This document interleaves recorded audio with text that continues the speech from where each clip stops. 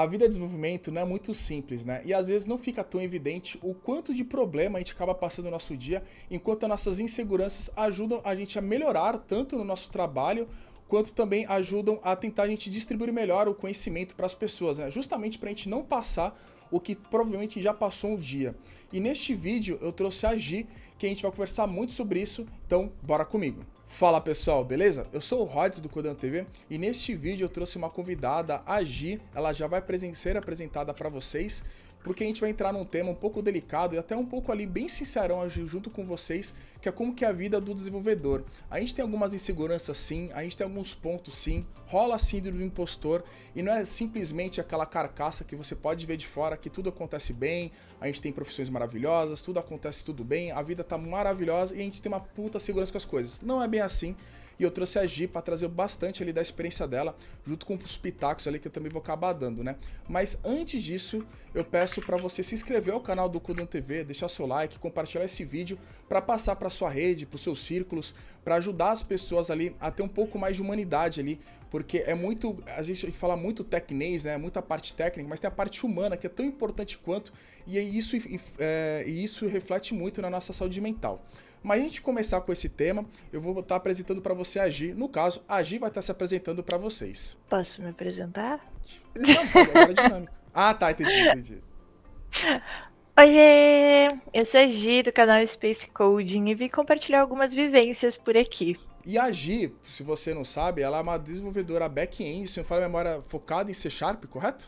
Focada em C Perfeito. Sharp e .NET. Isso, ela também tem bastante contribuição na comunidade, seja do blog dela, que é o Deploy na sexta-feira, que não por coincidência é um dos títulos aqui desse vídeo, e também desse Dev Space, se não fala a memória, né? Space Coding. Space Code. Que, aliás, explica um pouco mais Space Code pra gente dar um pouquinho de enredo ali pro pessoal. Bem, as pessoas normalmente esperam que tenha uma história mirabolante por trás do Space Coding, mas eu apenas era uma criança na internet ali no início da minha adolescência, pré-adolescência, e a minha mãe dizia que eu não podia falar com estranhos na internet, muito menos revelar minha identidade. Então eu sempre tive essa coisa de usar nicks, e eu acho que essa é uma coisa da nossa geração, né? Usar um nick, usar uma foto de anime, uma coisa assim nas redes sociais. E eu sempre tive nicks. E um dos meus nicks de criança era Space alguma coisa. Então eu já fui Space Explorer, porque eu gostava muito de biologia, ciências exatas, Caralho, geografia. Estava coincidência. sempre estudando coisas relacionadas a planeta, natureza, astronomia. E aí eu tinha uma fixação assim por espaço. E eu era Space alguma coisa. E eu fui crescendo e fui pegando o G Space, o Space no jogo, o Space nas redes sociais, o Space. E aí eu me tornei uma pessoa com identidade, o CPF, e continuei utilizando o Space.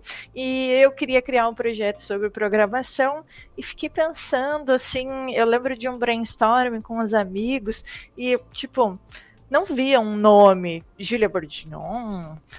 Eu não queria essa pessoalização, eu não queria que fosse uma marca pessoal, eu queria que fosse uma empresa de desenvolvimento, mas que ainda assim tivesse uma cara de marca pessoal ou algo que eu pudesse transformar em uma comunidade. Aí eu pensei, Space Coding, mas em pessoal, eu continuo com o meu Space e eu posso falar sobre todo o universo da programação, tudo que me interessa dentro do universo da programação. Não fica relacionado somente à programação, a uma linguagem, a uma pessoa, mas a um universo de programação, assim nasce o Space Coding. Muito bom. Que, aliás, até, você disse até no seu blog que você tinha até um brechózinho, né? E como você pensou em entrar na área de desenvolvimento, né? Que esse ponto é interessante, tá, gente? Porque o que eu quero trazer pra vocês é um pouco da nossa experiência de como também não é tão simples a gente entrar, né? Tipo, simplesmente a gente fez uma faculdade. Lógico, existem cenários assim, tá tudo bem, se você faz isso, ótimo.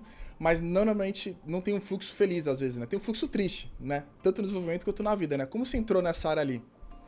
Eu acho que eu tive o fluxo feliz, eu fiz Ah, que bom. escolhas certas durante a minha trajetória. Bem, me foram oferecidas oportunidades ali quando eu era pré-adolescente, sempre frequentei telecentros comunitários, projetos sociais de inclusão digital para comunidades e tal. Então eu estava sempre ali naquele bolo com a galera. Eu lembro que a gente usava muito Linux e eu era uma das crianças que mais sabia de mexer no computador, assim, eu tinha muita curiosidade, navegava na internet. Eu era uma das poucas que já não usava tanto livro didático para fazer os trabalhos da escola. Então, eu sempre tive essa proximidade com a tecnologia, mas nunca me foi apresentada a possibilidade de carreira em tecnologia. Então, a gente está ali usando o computador, usando a internet, usando o Orkut, mas não pensa que é possível trabalhar construindo essas soluções tecnológicas. Então, isso passa e fica algo morno assim na minha vida, não é considerado uma possibilidade de carreira, até que eu entro num técnico em redes, que foi de fato meu primeiro contato olhando para essa área como algo profissional. Só que nesse curso de redes, eu odiei tecnologia. Porque eu era adolescente, eu estava no segundo ou primeiro ano do ensino médio, isso quer dizer uns 13 anos, 14 anos. Caraca, muito nova, meu Deus. Eu me Tá. formei com 16 no ensino médio, porque eu peguei ainda antes da reforma que nivelava por idade. Então, como eu entrei cedo, eu saí cedo. Então, eu estava ali 13, 14 anos, fui fazer um técnico em redes. E esse técnico foi traumatizante, obviamente, porque eu era uma criança. Tipo, hoje eu olho para as minhas irmãzinhas que estão chegando nessa idade, é óbvio que eu ia odiar fazer um técnico, porque a galera era 40 a mais, eram homens maduros, em outro ritmo, Ainda eu mais se é mulher, chegando né? Nesse ali, nicho, é. e eu acho que nem era o nicho ser mulher apenas, era todo um contexto de cabecinha de jovem, não faz sentido estudar de noite, porque eu era super, tipo, já tinha passado o dia inteiro ou na escola ou trabalhando e eu já chegava cansada para estudar algo desinteressante, apresentado com uma linguagem que não fazia sentido em uma carreira que eu não visualizava. Ali eu tive certeza, ok, já tenho duas coisas que eu não quero quando eu precisar prestar vestibular: medicina e, e informática e coisas relacionadas à tecnologia. Então eu tive um caminho meio triste, assim, mas eu continuei tendo um meu blog na internet, que eu usava Blogspot, e eu tinha um blog que era o meu diário em secreto.blogspot.com. Era uma coisa assim, onde eu personalizava aquele front-end, montava templates em HTML, CSS, não tinha JavaScript, eu não lembro de ter usado JavaScript na minha vida até hoje, mas tinha umas animações em Flash. Eu acho que era Nossa. Flash que a Adobe gente Flash, não era usava. Adobe Flash? Acho que era isso. Tinha umas funções que a gente tinha que instalar, importava coisa, o negócio piscava. O meu site, tu entrava, ele te dava um choque assim epilético de tanta piscação de coisa que tinha, mas era ali, eu ia copiando código num fórum. De certa forma, era programação, mas para mim era uma brincadeira de internet. E esse que é o ponto que a gente pendura isso, e ninguém me fala que isso é uma possibilidade de carreira, até eu conhecer a feira de ciências e descobrir que isso é uma carreira. Existem pessoas que ganham dinheiro para fazer sites. O blog que eu estava personalizando, eu poderia ter alguém paga para alguém criar blogs. As páginas que a gente utilizava na internet, alguém paga para aquilo estar ali. E aí eu fiquei, uau! E também eu queria ser hacker, porque eu descobri que também Ah, dava não, pra ser mas hacker. é isso que eu ia falar pra vocês. Sempre quando você vê aquela tela com vários monitores, gente, não é aquilo. Aquela expectativa que a sua Sim! mãe pode ver, alguém pode ver, mas na prática é você numa tela com Stack Overflow pedindo ajuda, ou hoje em dia ChatGPT, e a outra tela você vai codando e divide em duas quando você mexe com tela, que é o meu caso também, e fica nisso. Não muda. Fora outra, né, que sempre tem um chatzinho, né, porque no desenvolvimento existe um excesso de reuniões que você talvez nem imagine caso você não seja da área, né? Mas aí era isso, eu queria ser hacker e eu queria ganhar dinheiro programando coisas legais. E aí eu descobri essa carreira.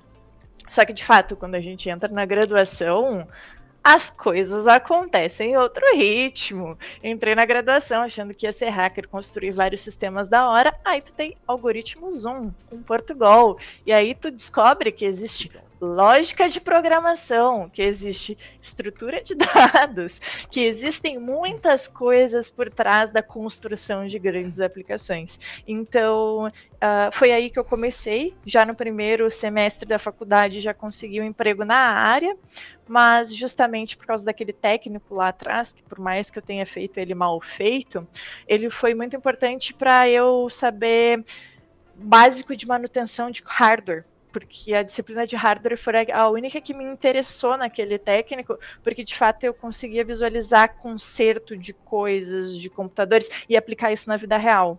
Então, essa foi a única coisa que eu absorvi daquele técnico em redes, foi a manutenção de computadores, instalação de redes. Então, eu consegui já um emprego no primeiro semestre, e eu tinha o desafio de, como eu nunca tinha considerado a área de tecnologia como uma carreira, eu não sabia quais carreiras existiam. Eu não sabia se era só no exterior que a gente podia construir sites, se isso era uma carreira que existia no Brasil, se eu ia ficar arrumando computador para sempre. E eu achava que eu ia ficar arrumando computador para sempre. Por muito tempo eu fiquei pensando, porque eu sou do interior do Rio Grande do Sul, natural.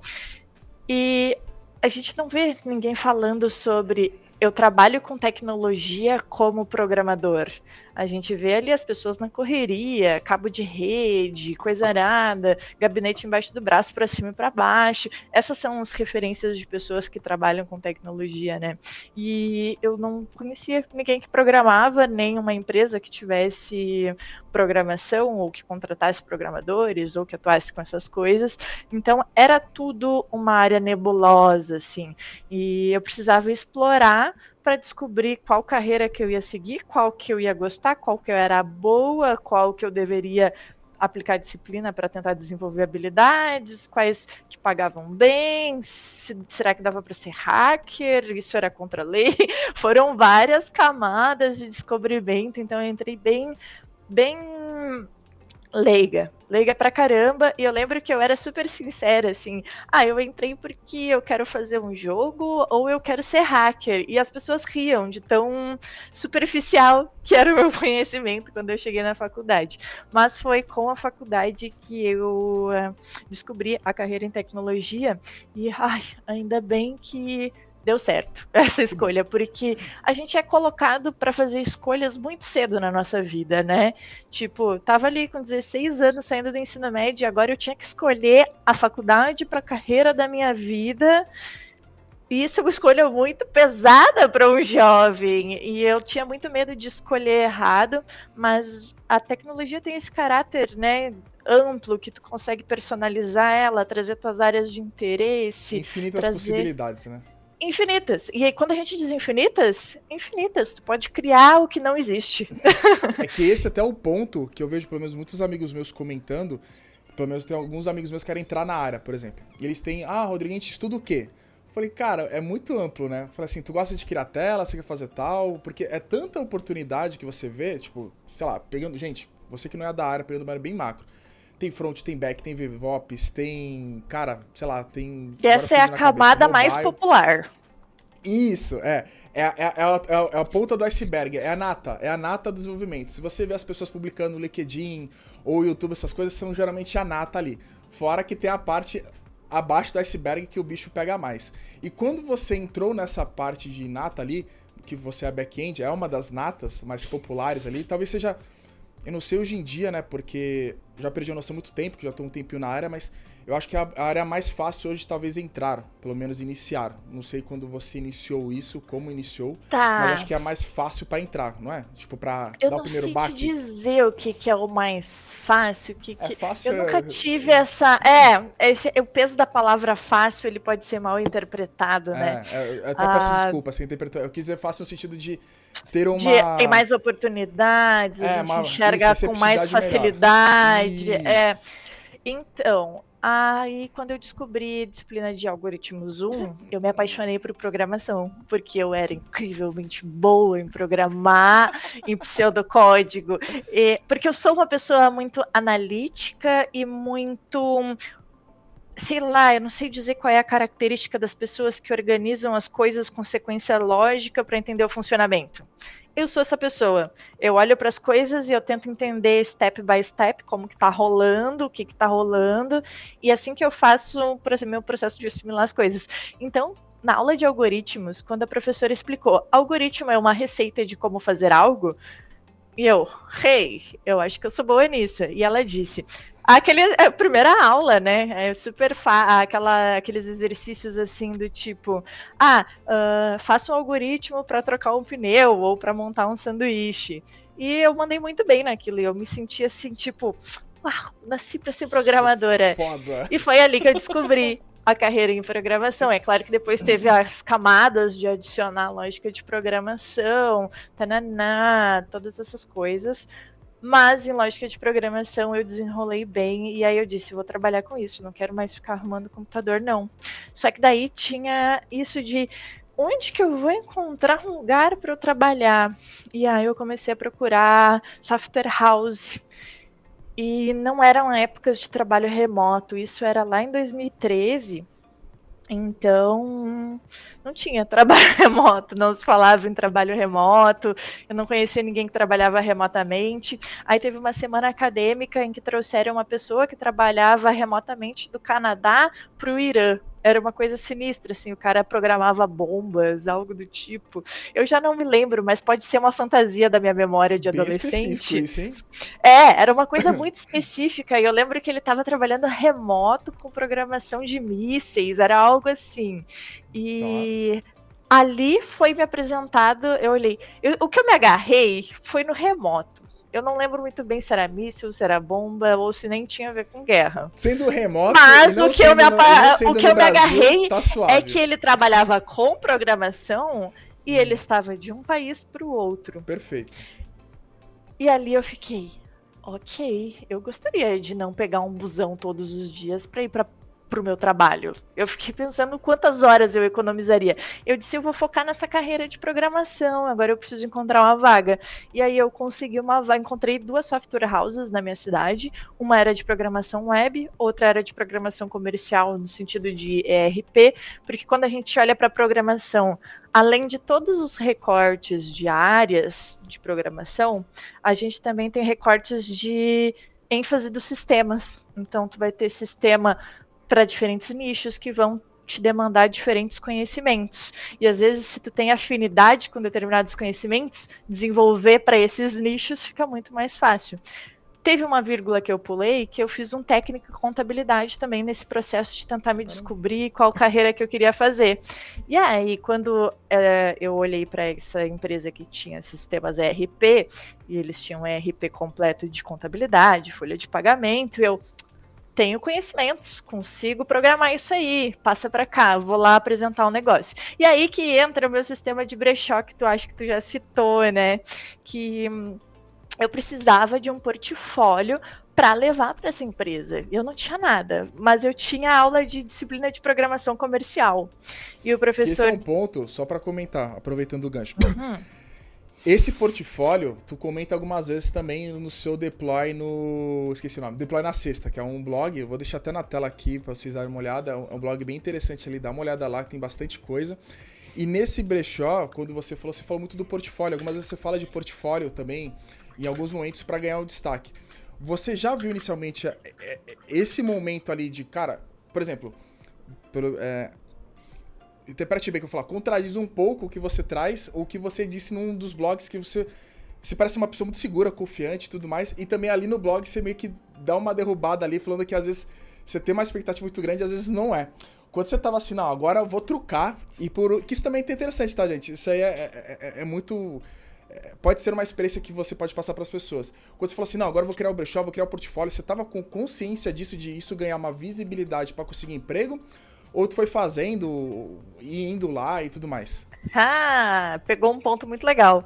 Eu sou muito insegura. Tu acha que eu ia chegar para me aplicar para uma vaga sem ter nada para apresentar? Perfeito. É na insegurança. Eu sou muito insegura. Eu sempre duvido de todas as minhas habilidades, de todas as minhas capacidades. Eu já sabia programar em C# por causa da aula de programação comercial. Ela já era uma camada a mais para dentro da programação, porque a gente já sabia os projetos, só que a faculdade tinha uma área, uma abordagem prática para quem queria atuar no mercado. Então eu me inscrevi nessa aula de programação comercial. E lá a gente gente ia usar todas as habilidades adquiridas em todas as disciplinas, reunir todas em uma só e construir um projeto. E aí eu já pensei, tem aquela empresa lá que trabalha com programação comercial. Eu lembro que isso me pegou muito, programação comercial. Era o tal do Java e o C Sharp. E eu vou escolher uma das duas linguagens, mas eu preciso escolher uma que tenha front-end ou uma linguagem que utilize nessa empresa. Aí eu fui lá no site e olhei as vagas. Eles tinham algumas linguagens de programação que eles estavam contratando. E aí eu olhei lá C Sharp. Aí eles falavam sobre as tecnologias que usavam em C Sharp, eu já fui com aqueles detalhes ali de projeto. Que, aliás, e aí eu pensei, de passagem, é fudido o que você fez, porque eu li quase todos ali, né, pra te conhecer melhor. E você falou que quando você procura uma oportunidade ou algum emprego, você procura estudar qual o objetivo que você quer, qual a empresa você quer, qual o teu ponto focal. E a partir disso, você fala assim, agora eu vou fazer baseado nisso para conseguir visibilidade nisso, ou ter o know-how para aquilo e tudo mais. Isso serve para você, que até para amigos meus que se você estiver vendo, isso é uma puta dica. Que às vezes, por onde eu começo? Tenta ver as empresas que você tá mirando. Eu nunca tinha pensado nisso na época, que o meu cenário foi um pouco diferente, né, como veterinária, mas enfim. Mas isso é uma puta ideia.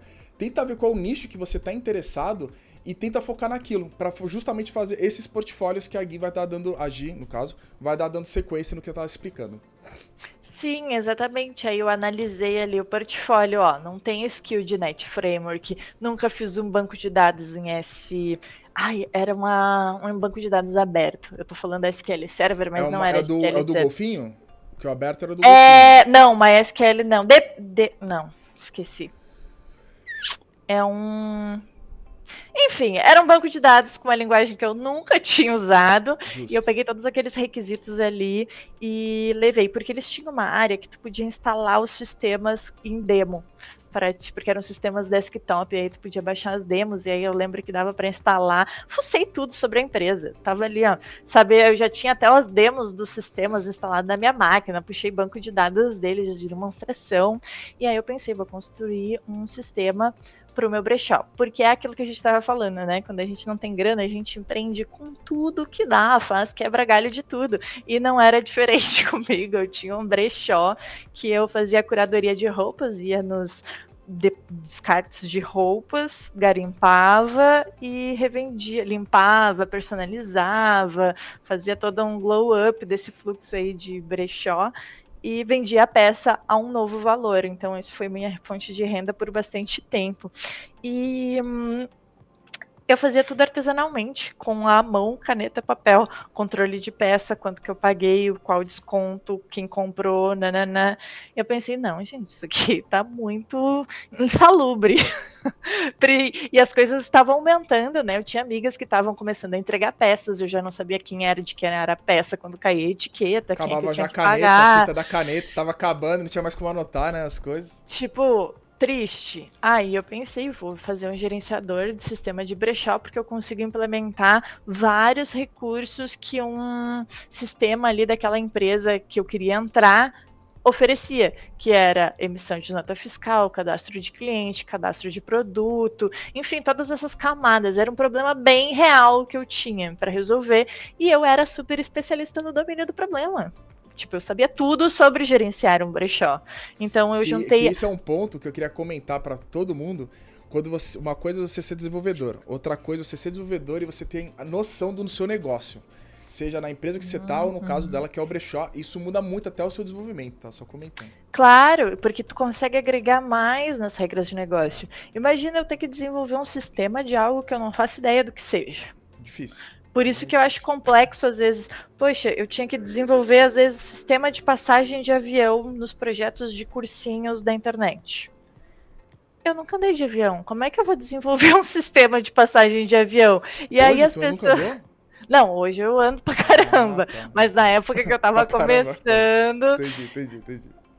Eu nunca tinha andado de avião. E aí as pessoas, não, mas Gi, tu tem que ter uma camada aqui que tu faz a reserva. Eu lembro muito disso, assim, eu ficar muito constrangida, porque a gente tinha que desenvolver aquele sistema de passagem de avião, e eu desenvolvi seguindo o escopo que foi passado. E todo mundo adicionou coisas, mas eu não conhecia nada sobre o domínio passagens de avião. E as pessoas, mas é óbvio que tu tem que selecionar o assento antes de avançar. E eu, não é óbvio, eu não conheço o domínio do problema, então o meu sistema ficou porco e pobre. Ele não tinha recurso nenhum porque eu não era especialista no domínio. Então é muito importante a gente procurar, às vezes, a primeira vaga, a primeira oportunidade, ou construir os nossos primeiros projetos já em áreas de domínio do conhecimento que a gente conhece as regras, porque isso elimina toda uma carga de exaustão mental de ter que aprender sobre os domínios do negócio, e a gente foca só em aprender uma linguagem de programação. E assim, eu montei o meu primeiro portfólio ali, eu montei junto com mais 4 amigos, 5 amigos, o nosso trabalho de gerenciamento do brechó, e foi muito legal, porque entregamos um trabalho legal, eu tinha um portfólio, gravei ele num CD, fui com ele no meu, na minha pastinha com o currículo impresso e entreguei para e bati lá na porta. Eu queria apresentar um projeto e dizer que eu queria trabalhar como programadora, e aí foi bem assim, bem garota. E deu bom? E deixei o meu CD. Deu muito bom. Trabalhei por lá, eu terminei a faculdade trabalhando lá, comecei na minha carreira como júnior, fui efetivada trabalhando lá e fiquei trabalhando lá por muito tempo. E aí, tem mais uma camada que eu quero adicionar. Não tinha vaga de estágio. A galera nem sabia o que era estágio. Eles olharam, tu quer ser o quê? Estágio. Ah, gente, tem uma vaga de júnior. Não, mas é que eu não terminei a faculdade, eu preciso estudar meio período, né? Estágio, tem vaga de estágio. E eles, quanto custa isso? Foi tipo, o que é isso? Que formato é esse? Me dá um vale alimentação que já tô de boa. E o vale transporte, né? Cheguei assim. E aí foi isso. Então eu fui lá e pedi pela minha oportunidade de estágio. Eu também acho que isso é importante. Eu queria muito trabalhar lá, não tinha experiência, tinha um projeto, um sonho e uma vontade de aprender. E foi isso, foi assim que eu vendi meu peixe e consegui a minha primeira oportunidade. E depois disso, só foi. Aí eu conheci o que é um projeto real na prática, aprendi sobre todas as camadas de um problema de um projeto, construí coisas do zero, fiz manutenção em coisas que já existiam e ali começou a minha jornada como programadora. E quando você entrou nessa sua jornada como programadora, no caso até desenvolvedora, tudo que você aprendeu ali, aquela agir confiante ali e tudo mais, no decorrer dos anos foi aumentando esse volume? Você foi falando, puta, legal, tô aprendendo isso. Até também é importante para pessoas passarem, seja bom ou ruim, tá? Que tipo, os portfólios, tudo que você estudou, acabou beneficiando pro trabalho, ou isso acabou talvez te prejudicando um pouquinho? Tu fala assim, por exemplo, aconteceu comigo.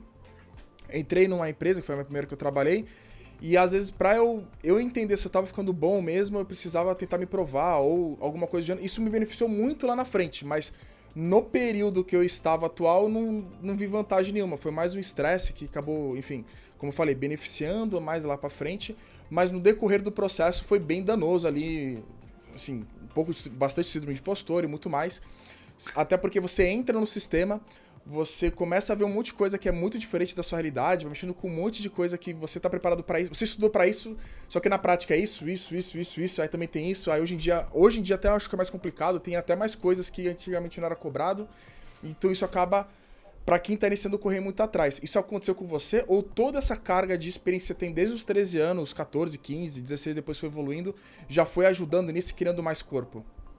Não, até hoje hoje eu sou dev sênior aí, eu entro numa vaga e eu digo, meu Deus, que C Sharp é esse que estão usando? Será que eu sei programar? O que está acontecendo? Nossa, sim, com certeza. O que eu tenho para dizer? Programação não é tão exata quanto a gente pensa que é. A gente vê ali uma linguagem de programação, a gente constrói coisas em um domínio controlado enquanto a gente está aprendendo a programar. Só que quando a gente vai para o mercado de trabalho, existem pessoas.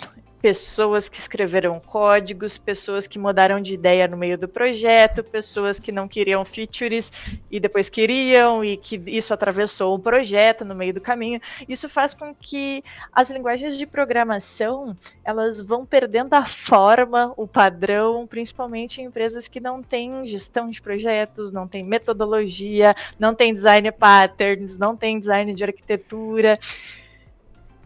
Eu Isso vou dar um faz com exemplo que fique nisso. totalmente diferente uma Sim. linguagem de programação do que como a gente aprende ela.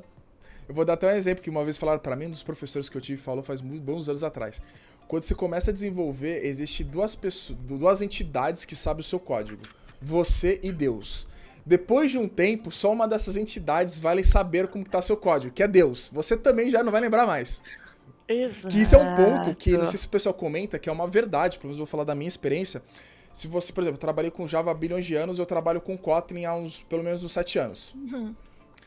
Se eu vejo um código Java, eu apanho pra caralho. Eu falo assim, cara, como que é essa porra no Java mesmo? Vai, caralho, que saco. Eu tô falando de sintaxe, tipo, bagulho bobinho. Tu coloca uma lambda no Java, você colocar acho que é o chaves, os dois parênteses, a setinha e vai indo embaixo.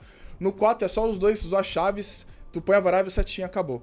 Cara, no Java, bagulho bobo. Se tu faz um RX, não sei se vocês conhecem, mas RX você faz toda a cadeia lá, na sintaxe do Java é gigante. Tu fala assim, cara, como que faz isso no Java?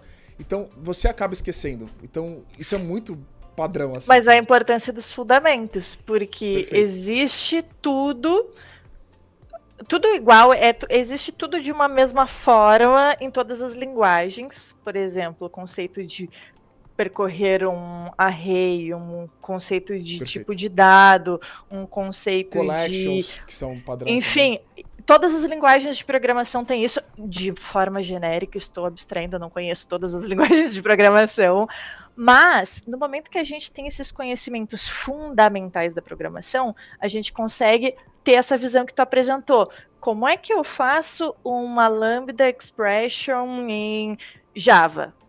E como que eu faço isso em Python? Tipo, tu sabe que existe esse recurso e tu só vai atrás da sintaxe, da tradução desse Perfeito, é conceito. isso mesmo. E eu acho que é essa a importância da gente ter os fundamentos sólidos, e aí tu consegue desenrolar em qualquer vaga, porque tu não tá ali só...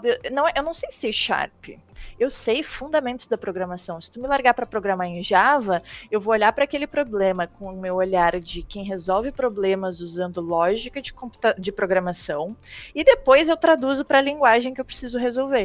Então, eis a importância. E eu sempre, como eu aprendi a programar dentro da graduação, step by step.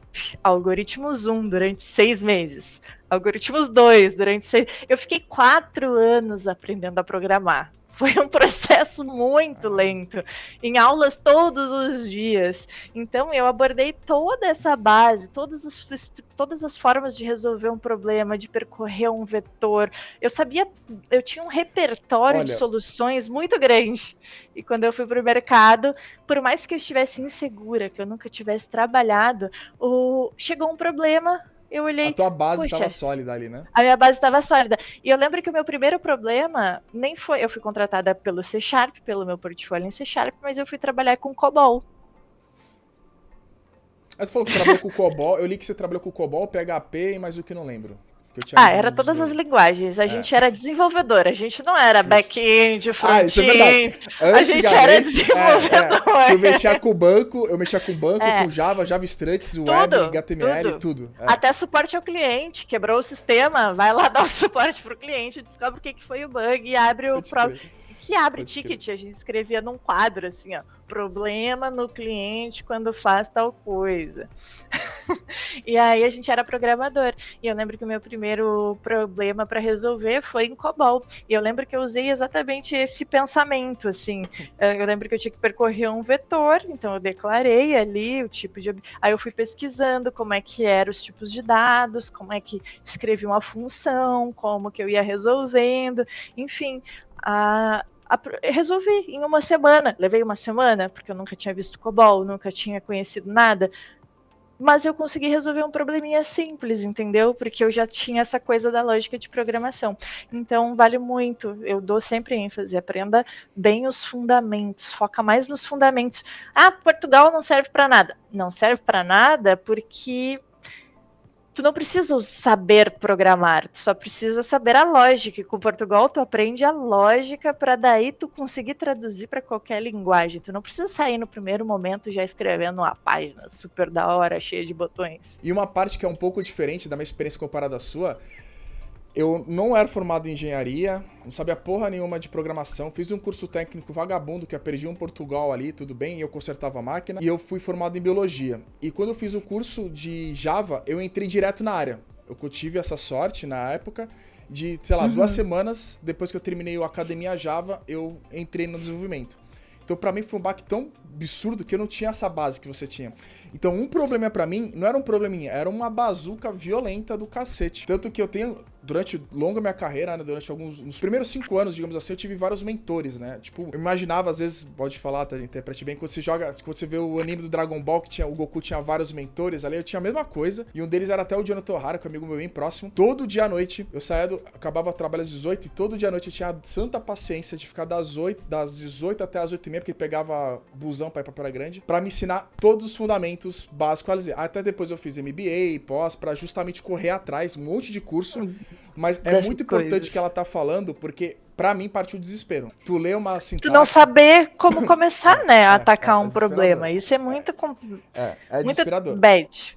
Eu tenho enfrentado hoje esses desafios, assim, de não saber como muito bem começar a atacar um problema, mas porque eu tô em outro momento de carreira, e que talvez me falte um pouco desses fundamentos da área de atuação que eu tô agora. Mas, com certeza, faz todo sentido, e isso me ajudou muito, o fundamento ali da lógica de programação, a atacar problemas em linguagens que eu não conhecia, porque era sobre isso, né? Naquela época a gente não estava preso numa stack. Como tu citou ali, eu já trabalhei com PHP, JavaScript muito rapidamente, odiei, assim, ó, me livrei. Por que tu odiou? JavaScript é mó legal, velho, adorava. Porque não é tipado, meu negócio não, é linguagem tipada. É o velho oeste. É velho oeste. Tô ligado. Isso. Tanto que o TypeScript ganhou bastante. Tu trabalha com TypeScript? Eu nem conheço o TypeScript direito, mas... Não, eu nunca trabalhei com... Mas o TypeScript ganha essa força porque é mais tipado, é um pouquinho mais encorpado pro JavaScript. Aí mandava bem com COBOL, por mais que o paradigma seja diferente. Mandei bem com C#, mandei bem com... O PHP eu já não mandava tão bem. Porque já é mais caótico o PHP. Eu fazia pequenas manutenções, assim, fiz meu TCC em PHP, ficou bem ruim. Isso é um ponto, comentando, tudo que você faz, tudo que você trabalha, que é muito... Livre. Ele mais complica do que ajuda. Isso eu garanto pra você. Mais complica, Tem com gente que certeza. falava, não, o C Sharp, ele não vai te deixar fazer bagunça no código, porque ele vai estourar um erro aqui, ó. Toma, não tá orientando a objetos, tá mal feito.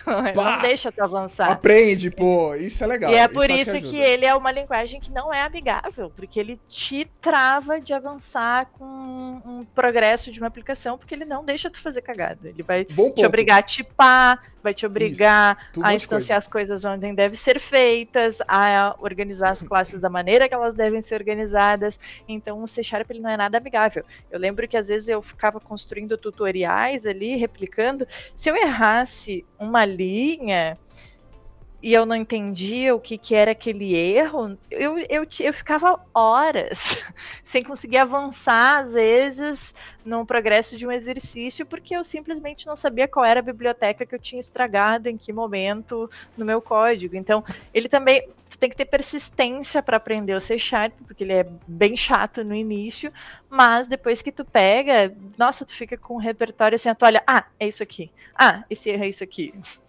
Que esse é até um ponto que, por exemplo, o pessoal fala muito do Java na época, né? Só que a curva de aprendizado é demorada, mas quando você consegue pegar e passa do platô, você deslancha. A produtividade vai a 1 milhão. Porque você é obrigado a evoluir tanto no C#, Java, e talvez outras que eu não tenho nem conhecimento, mas deve ter outras. Você é obrigado a consolidar mais conhecimento em outros assuntos que você nem sabia, tipo tipagem, principalmente generic. Orientação a objetos. Orientação a objeto. Perfeito. Nossa, perfeito. Tipo, orientação a objeto. Você nem sabe o que é, mas você vai ter que saber. Pra trabalhar, você vai ter que saber. Eu vejo poucas pessoas estudando orientação a objetos. Eu não sei qual que é a do JavaScript, se ele é orientado... Não sei absolutamente nada sobre. Mas muitas pessoas que vêm tirar dúvidas comigo, elas não sabem o que é um objeto, quais são os pilares da orientação. Eu sei que é baboseira. Teoria, pilares da orientação a objeto, que é herança, encapsulamento. Parece chato, mas quando tu olha para um problema com essa visão teórica, tu tem outra visão de É como tu muito vai bom escutar isso, transformar sabia? aquilo em um É, sistema. Tu é. olha ali, isso aqui vai ser o meu objeto e ele se relaciona assim com os outros objetos do mundo real. Então, se eu quiser transformar isso em um sistema, é assim. E aí tu consegue. Eu gosto muito de ter da teoria como algo que te introduz dentro da tecnologia, porque ela te traz outra visão de É, mundo. é que tem um ponto que eu acho que não contradiz o que você falou pra mim, eu concordo 100%, mas eu acho que talvez pra você que esteja assistindo é um pouco fora contramão que às vezes acontece, que é muita gente procurando vaga, por exemplo, tu falou do estágio. Teve uma empresa que eu não posso comentar nova que teve 14 mil pessoas candidatando pra vaga de estágio. É muita coisa, é muita gente querendo mostrar trabalho, mostrar, tipo, uma aplicação, já ir direto pro rock and roll e já mostrar, publicar no LinkedIn, ó como minha tela é linda, maravilhosa, estou fazendo um aplicativo parecido com X, parecido com aquilo, ou fazendo um web, ó, meu site, Pokédex, sei lá, o caramba 4. Só que na entrevista, isso é legal pra Hunter pegar, isso de fato é válido, acho que você tá correto. Quem tá vendo ali, se você estiver fazendo. Mas pra entrevista e pra trabalho, o importante é o conceito, porque você vai entrar normalmente no mundo. Não é hostil a palavra, que é uma palavra ruim, a palavra Mas hostil. é caótica. Mas é mais caótico do que você imagina. E tudo você fala assim, não, porque agora eu sou o bichão do Android, sei lá, eu vou entrar na tem a empresa. minha API ali, Pô. brabona, que E aguenta não é 2 assim. requisições por minuto. E Eu sou não é bichão. assim. E não é assim. E pode até ser, você pode ter muita experiência e tudo mais, e tá válido. Só que mesmo assim tem uma diferença que eu dou muita importância, que você até comentou também nos seus blogs, que eu tava com a minha colinha aqui dos seus blogs aqui, que você comentou que a TI é muito mais do que só técnico, né? É muito mais do que TI, né? E eu queria saber a sua percepção, porque o contexto é importante. E acredite, tá, gente? O A gente contexto falou é a parte mais história. importante. Exatamente. O contexto é muito importante. Às vezes me incomoda, não posso comentar, mas me incomoda às vezes, tipo, em empresas, que as pessoas ficam flutuando em vários lugares, como se fosse um pato ali. Só que, mano, isso não ajuda, porque você ter a profundidade do assunto e saber o contexto, aquilo ajuda demais. E você dá uma resposta genérica. Você precisa fazer um feature toggle, você precisa fazer aquilo. Isso não vai ajudar. Isso acaba até prejudicando pro time, de repente, se você tá assistindo e já passou por isso, você pode estar pensando, nossa, mas eu não entendi o que o cara tá falando, o cara tem um cargo maior do que eu. Aí já vai pensar pra você mesmo, putz, será que era pra saber o que o cara tá falando? Pô, pelo amor de Deus, não faz sentido, mas será que faz? Será que eu tô errado? Aí tu começa nisso. Então, às vezes ter o contexto é importante pra você, mesmo talvez não tendo a oportunidade de ter um cargo alto, ou não sei, da parte de arquitetura, qualquer coisa, você poder questionar essas pessoas. Falar assim, não, calma aí. Você falou que a Gi tem a parede azul, mas não é azul. Ela colocou azul porque ela tem uma lâmpada, sei lá, qualquer coisa do gênero, mas não faz sentido. Então, o contexto é importante. Tu também acha nessa linha? Mais do que isso, eu acho que às vezes o contexto vai ditar como tu vai construir uma aplicação. Tipo, tu entender como que tu me desenvolve, voltando para o exemplo do brechó, por exemplo, como que eu vou entregar para um desenvolvedor desenhar minha solução de brechó se ele não conhece o meu problema? O contexto ele importa até para a gente pensar o nascimento. Vamos voltar. Eu estou tentando me comunicar sem usar as teorias, mas trazendo requisitos funcionais, não funcionais que a gente precisa levantar, que é tipo quantos usuários vão acessar, onde que isso aqui vai ser publicado, quais os requisitos operacionais, quais as máquinas do meu cliente. Então, o contexto de onde está acontecendo tudo, ele é muito importante para a gente pensar a construção da solução, para a gente saber como que a gente vai resolver os problemas do que a gente está recebendo que já está pronto. E também é o contexto que muitas vezes nos dá senioridade, que eu acho que é um gancho bom de puxar. Perfeito. Porque senioridade é algo muito subjetivo. Algumas empresas vão medir... Desculpa até te cortar, mas foi perfeito. Eu adoro essa palavra. Sênior, especialista, é uma subjetividade até entre os cargos, porque depende de um monte de contexto, um monte de coisa. Só fiquei feliz. Vai depender. Algumas empresas vão medir por tempo de experiência, perfeito. Outras vão medir por portfólio, por hard skills, outras vão dizer assim, tu pode ser o expert em C Sharp, mas eu quero ver tu dar conta das regras de negócio dessa empresa.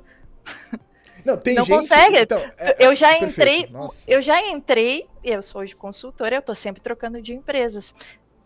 o cliente que eu tô hoje, eu entrei e eu fiquei em choque com as regras de negócio. Eu entendia absolutamente todo o código. Eu conseguia ler, ó, if, else, nanana, tanana, classe. Legal, sei programar. Mas o que significa? Por que eu tenho um if fulaninho de tal vezes 2 igual a não sei quanto faz tal coisa?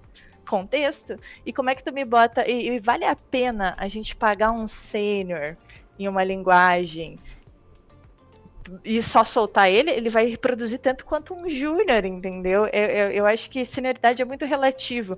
E eu gosto muito da... Eu meço hoje, eu relaxei enquanto a minha carreira, porque justamente eu entendi que senioridade é subjetivo para cada empresa. Se hoje eu sou sênior, é porque dentro daquele contexto da empresa fez sentido eu ser sênior, mas não que quando eu sair dessa empresa e for para o mercado de trabalho, eu vá continuar sendo sênior. Eu até estava zoando com a galera, estava fazendo análise de vagas de júnior com a galera da comunidade, e eu falei, gente, para essa empresa eu sou júnior. Porque olha os requisitos dessa vaga. Tem tópicos aqui que eu nunca explorei dentro do C Sharp. Para essa empresa, eu me aplicaria para essa vaga de júnior. Então, às vezes, eu digo, relaxa, quanto à categorização, é interessante a gente sempre focar nos requisitos da vaga, o que tu tem que saber, os teus conhecimentos técnicos ali e te aplicar. Mas também tem outra camada. Senioridade também é sobre soft skills. Dificilmente alguém que tem muita skill técnica e não tem habilidades, não tem experiência de mercado, vai ser sênior mesmo. Olhei a vaga de sênior. Tenho todas essas skills técnicas. Sou sênior? Eu diria que não, porque tu não tem experiência de mercado, tu não sabe se comunicar com um colega, tu não sabe lidar com outras áreas de negócio. Às vezes tu sabe, porque tu tem essas habilidades de comunicação, mas tu nunca trabalhou em um projeto, tu não sabe o que é sprints, Scrum, além do que é a teoria. Tipo, as coisas não acontecem como acontecem na teoria. E para te ser sênior, tu tem que vivenciar todas essas coisas para te visualizar o como que é a teoria na prática, quando que a gente foge do Scrum, quando que a gente quebra uma sprint e desiste do formato de sprint, quando que as coisas fazem sentido, quando que não, quando que a arquitetura não vai ser aplicada por completo como está na teoria, mas a gente vai fazer uns ajustes para personalizar para o domínio daquele cliente. Então, eu acho que a senioridade, ela vem com a experiência, mas não que a experiência te traga também senioridade.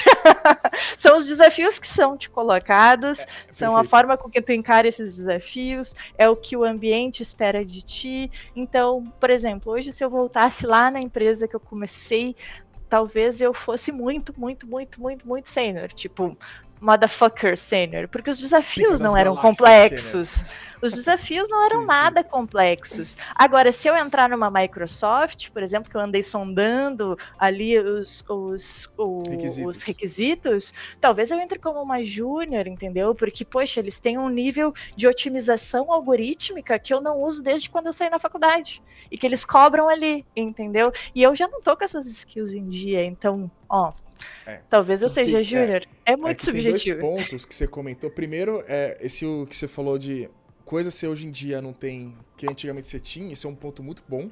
E o segundo que você trouxe, se você também tá na área e você, pelo menos, fala assim, eu estudo muito, eu sei de tanto, eu tenho conhecimento de tanto quanto um sênior, mas você não tem experiência, não tem problema, não precisa queimar etapas. Às vezes eu vejo, tudo bem, eu sei que às vezes quer queimar etapa por causa de salário, reconhecimento e tudo isso vai.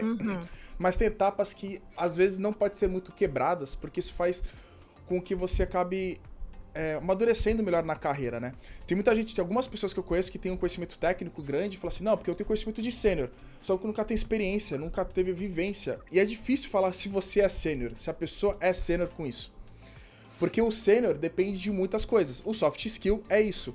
Conforme você vai aumentando de cargo, você vai pegando mais o seu soft skill. Eu sempre faço eu, na minha visão, na minha cabeça, eu sou especialista na minha área e eu tenho já tempo de cargo de liderança, mas na minha cabeça, eu acho que é uma linha assim do tempo. Você começa como generalista, Porque você é obrigado a entender um monte de coisa, é um mar de possibilidades, tu fica meio que desesperado, porque a gente tá falando de parte técnica, mas ela trouxe a parte de agilidade, Scrum. Você sabe o que é Scrum? Você sabe o que é XP, que não vingou na época junto com o Scrum?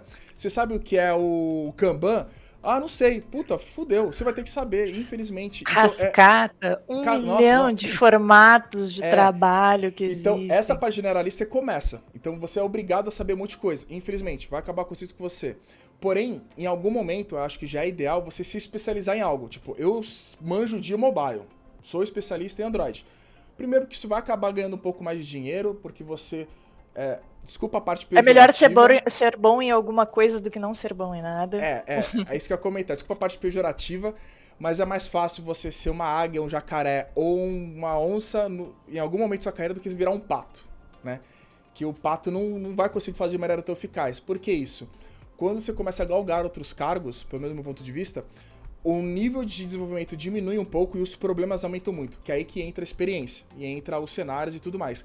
Então toda aquela parte que você fala, não, porque eu deito no código e torno na 4, você vai usar como ser, claro, você vai usar como especialista, pelo amor de Deus, graças a Deus, só que diminui o volume que você começa a cuidar mais de problemas em menos de coisas pra estar fazendo ali no dia a dia. E isso acaba diferenciando um pouco essa parte mais subjetiva que, na minha visão, a Agi trouxe. Por exemplo, eu tenho X experiências com coisas. Se eu fosse me candidatar para uma vaga de back-end, eu seria pleno, provavelmente. Olhe lá. Se eu fosse me candidatar para uma vaga de web, puta, seria júnior. E tá tudo bem, faz parte do segmento que você quer trabalhar. Eu me especializei em mobile, então isso é muito importante, tá? Então é esse ponto que eu queria trazer até para vocês que estão assistindo. E Gi, quer falar alguma coisa? Até queria encerrar esse assunto em azar a senioridade, foca no salário. Às vezes a gente só quer ganhar um saláriozinho meio de, tipo, poxa, se alguém quiser me contratar me pagando o que eu peço e quiser me colocar num cargo de júnior... Com menos responsabilidade, tô aceitando. Tô pronta! Se for tua vontade, estou pronta.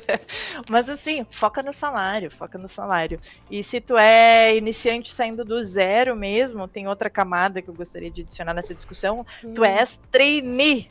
Tem que ter isso em mente, tu não é um júnior. Eu também tenho essa opinião, por esse posicionamento polêmico aí. Para mim, júnior é uma pessoa que já tem o mínimo de soft skill para trabalhar em equipe. Sim. Se tu nunca trabalhou até porque eles entregam, equipe, já entrega. Júnior entrega. Trainee aprende, estagiário aprende. E como uma pessoa que galgou cada um desses degraus, eu vejo o valor disso, porque eu realmente usei o meu primeiro semestre como estagiária para aprender a atacar problemas, para aprender o que é uma empresa, aprender o que é ser desenvolvedor. A gente não aprende com a blogueira eu compartilhando, essa é a minha rotina de back-end, não aprende ali. Tu vai ter que vivenciar na prática, vivenciar reunião, cadenciar tuas entregas, organizar. Tudo isso tá ali no teu aprendizado de trainee. O júnior, ele já tem essa vivência e ele já traz essa vivência para o dia a dia ali, já começa, a gente tá mais preocupado com o desenvolvimento de hard skill, porque a gente sabe que aquela pessoa sabe trabalhar, já trabalhou, tem autonomia. Tem o mínimo de autonomia, mas... Até porque a gente não pode divulgar as partes tristes, a gente pode divulgar ou gravar uma war room, por exemplo. A gente não pode fazer isso. Então, tipo, essas partes mais complicadas, até a empresa proíbe de maneira estratégica, óbvio, um monte de coisa, mas a parte mais feliz ali você vai acabar tendo. A gente não pode falar sobre... Eu, pelo menos, em contrato, eu não posso falar sobre quase nada, porque tudo é regra estratégica. Eu não posso falar... As pessoas... Gi, o que tu tá desenvolvendo? Poxa, se eu te disser o que eu estou desenvolvendo, pode vazar essa informação, o concorrente do meu cliente pode pegar isso e desenvolver também. Então eu não posso compartilhar quase nada do meu dia a dia. A galera fica assim, e às vezes as pessoas pensam, não, mas ela é só blogueira, ela nem trabalha. Não, gente, eu não posso compartilhar, tá no tanto contrato. Que quando eu fui palestrar, eu não posso nem dizer quem é quem são os meus clientes, quais as tecnologias que eles usam. Tanto que quando eu fui divulgar que eu trabalho com uma tecnologia na empresa, eu tive que pedir bênção pro todo o Olimpo, pra quando eu fui palestrar, aí eu agora consigo falar publicamente, porque tá de boas, porque eu já palestrei. Se eu palestrei, posso falar publicamente, então tá tranquilo. Mas realmente, tem esse transtorno aí que a gente não pode acabar falando muita coisa, tá? Esses são os pontos que a gente tá querendo trazer pra vocês, que às vezes não é um mar de rosas o desenvolvimento, às vezes devido até de maneira natural ou de maneira orgânica nas redes sociais, ou até em canais, é sempre vendido como, nossa, aprende tecnologia A, aprenda, olha a biblioteca B, você já vai colocar no seu projeto, olha como sou legal, como é legal. Isso às vezes não é muito a realidade. Tem um monte de depende, eu uso muito essa palavra que infelizmente pode ser insuportável para você que já vê o Codando TV, mas depende muito do que você precisa, depende muito do seu trabalho. E essa é uma visão que eu e a Gi estão querendo trazer um pouco para você, que não é um mar de rosas desculpa, não é um mar de rosas, e a gente trouxe algumas experiências para você, para mostrar que sempre existem inseguranças e você tem que utilizar essas inseguranças ao seu favor para estar estudando, correndo atrás de coisas. Isso são consequências, eu até isso vejo como algo benéfico, que graças a isso a gente consegue evoluir muito, muito, muito, e trazendo até a Gi, que até pelo perfil dela, pelo que já vi, estudei ela ali, por a gente, eu também sou um pouco assim, por a gente ser essas pessoas que acabam sofrendo muito no decorrer da carreira para estar estudando muito, a gente acaba querendo compartilhar isso com você. É isso que eu também acabei criando com o Codando TV, é isso que ela trouxe o Space Code, se não falha a memória também o nome, essa experiência que a gente sempre quer trazer para você. Então, me enrolei grandão, calma aí, desculpa, vou de novo do começo, mas me enrolei grandaço. Tudo bem. 1, 2, 3 e... Essa experiência que a gente quis trazer pra você, um pouquinho ali, trazendo um pouco nossas inseguranças, as nossas incertezas, porque faz parte, não é um mar de rosas o desenvolvimento, tem muito depende, então se você vê às vezes, atualiza a biblioteca, vê coisa nova, não se sinta desesperado e ficar aplicando sempre isso, e sempre estar estudando, porque sempre é cíclico, o que você não sabe hoje, daqui a pouco você vai saber, daqui a 6 anos você não vai saber de novo, isso acontece, isso é muito comum. Utilize isso e canalize isso como uma força para você estar estudando e estar ajudando, como a Gi faz, ela acaba contribuindo bastante com a comunidade no seu espaço Space Coding, e eu também tento fazer um pouco aqui no Codando TV. Então vai acompanhando as nossas redes e vai tentando ver, e sempre utilize isso na sua jornada. A sua jornada do herói é diferente da minha jornada, que é diferente da jornada da Gi, né, Gi? Com certeza, cada pessoa tem um universo, uma origem, um destino diferente, mas uma coisa é certa, né? Todo mundo tem espaço na tecnologia. Por enquanto, sim. Então é isso, pessoal. Eu queria agradecer de novo a sua presença, Gi. Eu espero contar com você mais vezes aqui no Codando TV. Eu gostei muito que você é muito... você é bem gesticulosa, achei bem legal isso.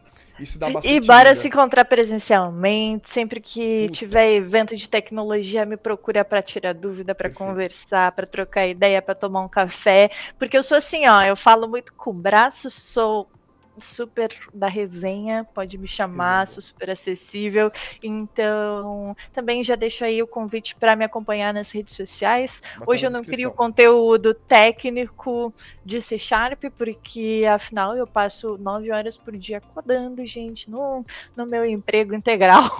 E aí, no mundo ali nas redes sociais, eu crio um conteúdo mais leve, trago alguma conexão com tecnologia, algumas dicas de carreira, algum suporte para iniciantes, mas sempre na missão de inspirar mais pessoas a virem para a tecnologia, ser uma porta de entrada que eu não tive ali para tirar dúvidas, para descobrir o que é a carreira, como começar, como se encontrar, qual caminho seguir. Estou sempre compartilhando um pouquinho da minha jornada em diferentes formatos, em diferentes plataformas. Perfeito.